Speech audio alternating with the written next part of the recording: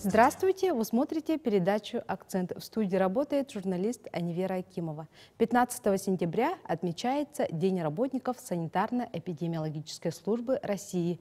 Сегодня у нас в гостях заместитель руководителя Управления Роспотребнадзора по Республике Саха-Якутия Изабелла Юрьевна Самойлова. Изабелла Юрьевна, здравствуйте. Здравствуйте. С наступлением осени, к сожалению, наступает сезон гриппа и ОРВИ. Сегодня многие родители почему-то отказываются прививать своих детей.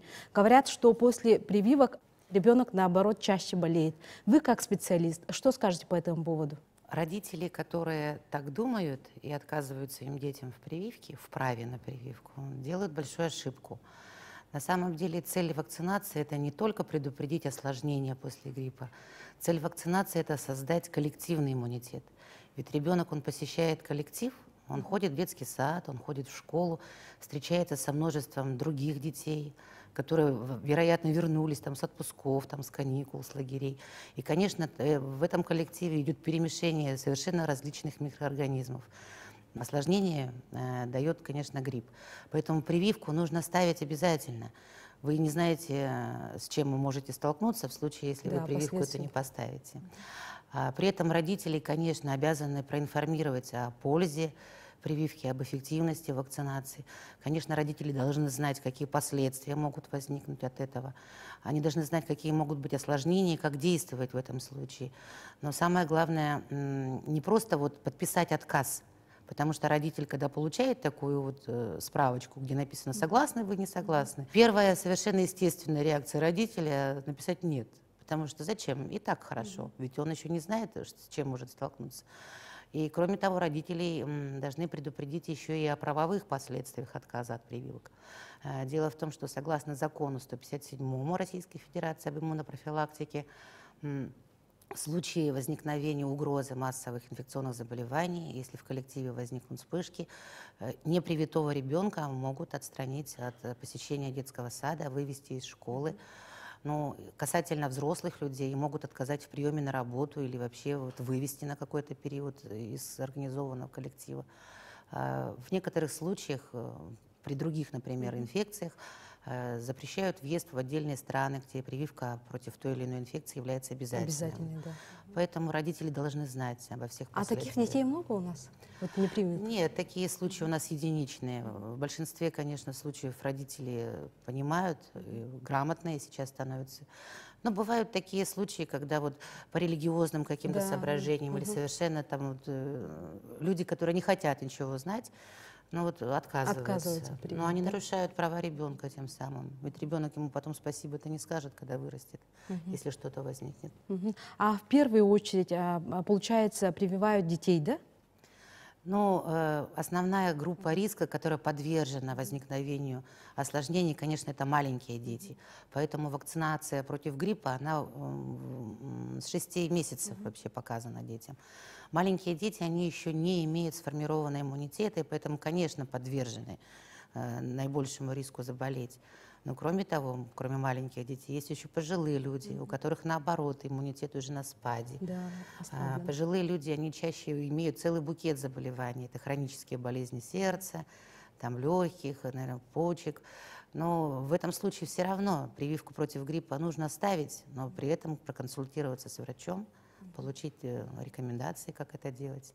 А в какое время лучше прививаться?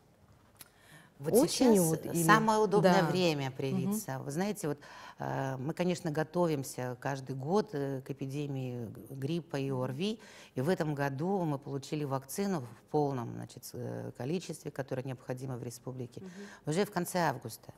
И вот сейчас компания уже начинает набирать обороты, и вот хочу сказать, что 4 сентября, вот когда состоялся Международный экономический форум во Владивостоке, главный государственный санитарный врач России Анна Юрьевна Попова дала старт прививочной кампании по всей России. И вот если это сделать сейчас и вовремя, то иммунитет уже сформируется очень напряженный, уже через месяц. Прививка начинает работать не через 10 после того, как ее поставили, появляется минимальная защитная концентрация этих антител, А через месяц уже будет прямо максимум. И целый год можете прожить спокойно. Тогда, получается, достаточно одной прививки, да, чтобы защититься, да, от гриппа? Одной прививки достаточно на один эпидсезон, на год. На год. Если вы привьетесь в сентябре, то вам хватит этого иммунитета Да, до да, следующего года. Но на следующий год нужно будет поставить еще прививку. Дело в том, что все-таки вирус гриппа, он очень изменчив, он мутирует, изменяется. Поэтому Всемирная организация здравоохранения, она наладила такие научные исследования, где прогнозируют о том, какие штаммы будут циркулировать вот в текущем эпидсезоне. И все фармацевтические компании, которые занимаются изготовлением вакцин, они эти прогнозы знают. Поэтому в какой бы стране, значит, не производили вакцины, они имеют одинаковый вакцинный состав. Хорошо. А сколько существует видов вакцин? Ой, их великое множество, но дело в том, что у нас в России есть свои 4 вида отечественных вакцин. Это какие? Это, ну вот к нам в республику поступила, например, вакцина Совигрипп. Есть еще вакцина Ультравак, есть вакцина Гриппол. Ну вот Совигрипп — это вот современная вакцина, она трехвалентная. Есть еще и четырехвалентные вакцины.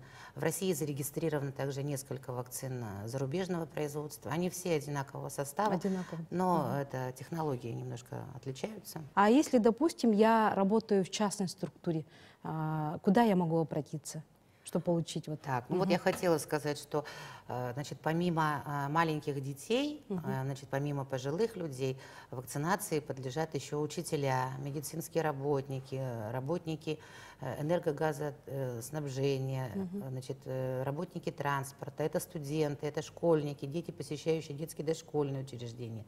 В общем-то и целом они все подлежат прививкам за счет федерального бюджета. То есть государство выделило там средства на это, произвело вакцины, отправило в регионы.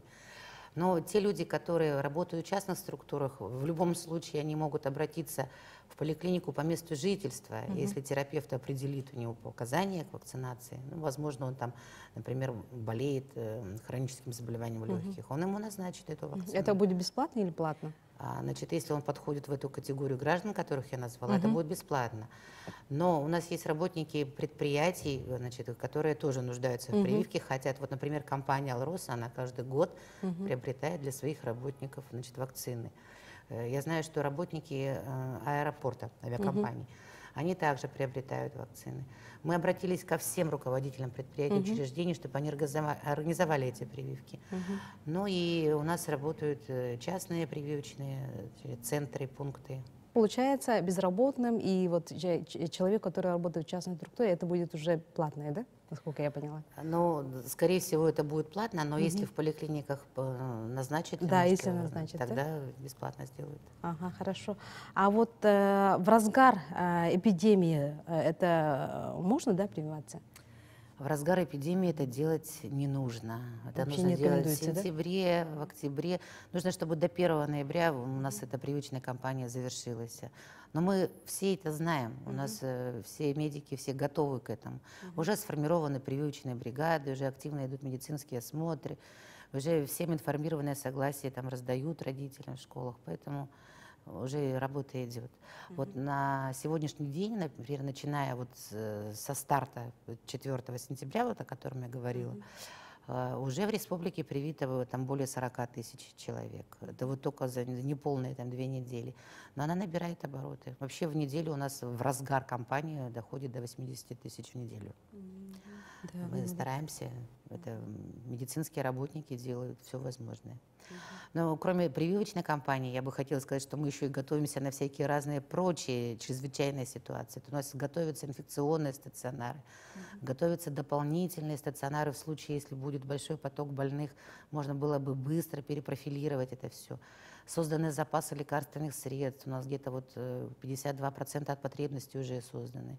Созданы запасы там, масок, значит, 100%. В готовности оборудование там, реанимационное. Это аппараты искусственной вентиляции легких, в том случае, если там понадобится экстренно что-то. Пульсоксиметры. То есть все готовятся. Значит, сейчас интенсивно проходят семинары обучающие, то есть вспоминают, что такое грипп, дифференциальную диагностику с другими заболеваниями. Ну, в общем, а вот в отдаленных населенных пунктах как обстоят дела? Отдаленные населенные пункты получили вакцину в полном объеме. То есть мы отслеживали это в ежедневном режиме. Сейчас идет доставка, уже заканчивается. И в отдаленные наслега, в фельдшерские, акушерские пункты. Там тоже эти прививки будут проводиться. Уже начались. Отчетность у нас поступает в ежедневном режиме. Каждую неделю мы подводим итоги. В общем, все нормально. Мы готовы к эпидемии. Изабелла Юрьевна, спасибо за интересную беседу. Это была программа «Акцент». До новых встреч.